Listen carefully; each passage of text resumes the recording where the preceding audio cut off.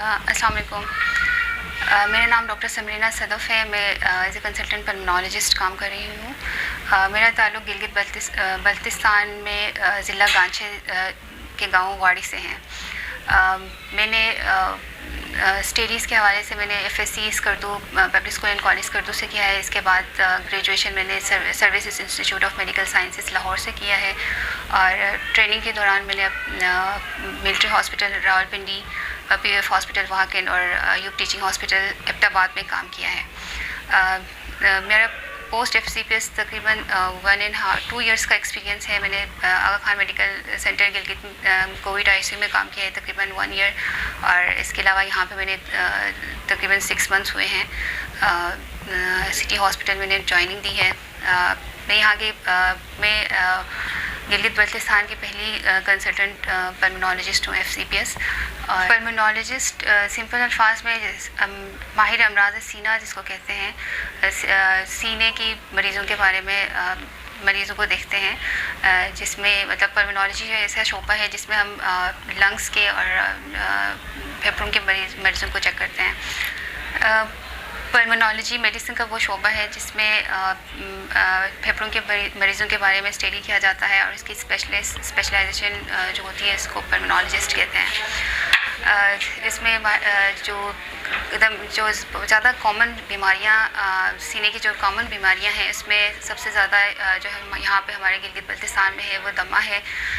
दमे के अलावा COPD जिसको सांस की नालियों की दायमी तंगी जिसको कहते हैं, जो कि सिगरेट स्मोकिंग और जो हमारे यहाँ पे लकड़ियाँ जलाते हैं इसकी धुएँ की वजह से होती है, पोल्यूशन की वजह से, तो वो ज़्यादा कॉमन है। इसके अलावा TB बहुत ज़्यादा कॉमन है यहाँ पे। और इसके अलावा जो बाकी जो बीमारियां जो इसमें आती हैं इसमें ILTs है जिसमें फेफड़ों का सिकुड़ना जिसको कहा जाता है, इसके बहुत सारे रीज़न्स होती हैं। और इसके अलावा जो है इसके जो यहाँ पे यही है कि जो COPD वाले मरीज़ हैं उनको कोशिश करें कि सिगरेट मतलब स्मोकिंग नहीं होनी चाहिए। अगर कोई स्मोकिंग कर रहा है तो हम हर विज़िट पे इसकी काउंसिल करें कि हम सिगरेट स्मोकिंग इसको बंद कर दें, क्योंकि एक स्मोकर्स में भी इसका रिस्क होता है, लेकिन अगर स्मोकिंग टाइम पे छोड़ देते हैं तो आफ्टर 20-25 ईयर्स के बाद जो रिस्क है वो नॉन स्मोकर्स के इक्वल आ जाता है, जो लंग फंक्शन डिक्लाइन होने का जो रिस्क होता है, तो वो हम इसको कम करें, इससे हम बचा जा सकता है। दूसरी बात, जो हम लोग यहाँ पे लकड़ियाँ जलाते हैं उसमें उसकी धुएँ की वजह से ज़्यादा होता है, लंग फंक्शन डिक्लाइन ज़्यादा होता है, तो आप कोशिश करें कि थोड़ा सा वेंटिलेशन आप रूम में वेंटिलेशन अच्छी रखें। और जाहिर सी बात है इतनी ठंड है तो हम ये तो नहीं कह सकते कि लकड़ियाँ ना जलाएं, लेकिन वेंटिलेशन सही रखें, धुएँ से बचें जितना हो सकता है। और इसके अलावा इन मरीज़ों में ये है जो जिनको ऑलरेडी हो चुका होता है उनमें जो प्रॉपर ट्रीटमेंट इनहेलर्स वगैरह जो डॉक्टर प्रिस्क्राइब करते हैं वो रेगुलर लें। साथ में आप वैक्सीनेशन वगैरह इनकी होनी चाहिए, जैसे न्यूमोकोकल वैक्सीनेशन है, फ्लू वैक्सीनेशन ईयरली अक्टूबर में आप इनकी वैक्सीनेशन करवाएं और बाकी डाइट वगैरह का ख्याल रखें, कोविड वैक्सीनेशन इनकी करें, तो इस तरह से थोड़ा बेहतर हो सकती है। दमा तो दमे की जो ज़्यादा वजूहात है इसमें पोल्यूशन, एयर पोल्यूशन जो हम ज़्यादा हो रही है उसकी वजह से भी है, जेनेटिक्स भी होती है, इन्वायरमेंटल फैक्टर्स भी है इसमें, जिनका अगर फैमिली हिस्ट्री है दमे की घर में ख़ानदान में किसी को है तो उनमें ज़्यादा चांसेस होते हैं।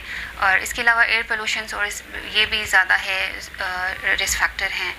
और TB का यही है कि TB तो हमारे पास यहाँ पे डायग्नोसिस का मसला है, अक्सर डायग्नोस नहीं होता, ओवर क्राउडिंग है, पॉवर्टी है, ये सारे रिस्क फैक्टर्स हैं, क्योंकि एक दूसरे को लगने के चांसेस ज़्यादा होते हैं। एक डायग्नोसिस सही नहीं होता, डायग्नोसिस के बाद ट्रीटमेंट सही नहीं लेते, बीच में छोड़ देते हैं, डोजेस प्रॉपर नहीं होते हैं, तो ये सारी वजूहात हैं जिसकी वजह से जो है ना TB के मरीज़ ज़्यादा होते जा रहे हैं। और TB के मरीज़ गिलगित बल्तिस्तान के किस डिस्ट्रिक्ट में सबसे ज़्यादा है? ज़्यादा हमारे पास जो यहाँ पे आते हैं वो चिलास साइड से ज़्यादा आते हैं मरीज़। मेल या फीमेल? दोनों, मेल फीमेल दोनों होते हैं, बच्चे भी होते हैं। अच्छा, मेडिसिन में मेरा इंटरेस्ट था, पल्मोनोलॉजी का ऐसा स्पेसिफिक मैंने सोचा नहीं हुआ था, लेकिन थोड़ा सा आप कह सकते हैं बाय चांस, लेकिन जनरल मेडिसिन में मुझे इंटरेस्ट था। फैमिली सपोर्ट, मेरे फादर, पेरेंट्स, बहन भाई सारे मेरे साथ रहे हैं, اسی وجہ سے اب یہاں تک پہنچی ہوں. نہیں، آپ نے اگر سیٹ ضائع کیا ہے تو پھر آپ کو اوبویسلی اس کو کنٹینیو کرنا چاہیے، اور کوشش تو یہی ہونی چاہیے کہ اسپیشلائزیشن کریں اور آگے پراپر اس میں کریں. لیکن اگر آپ کو نہیں ہو سکتا تو کم از کم آپ اس فیلڈ کو جاری رکھیں، کیونکہ بہت زیادہ ڈاکٹرس کی کمی ہے یہاں پہ. جی.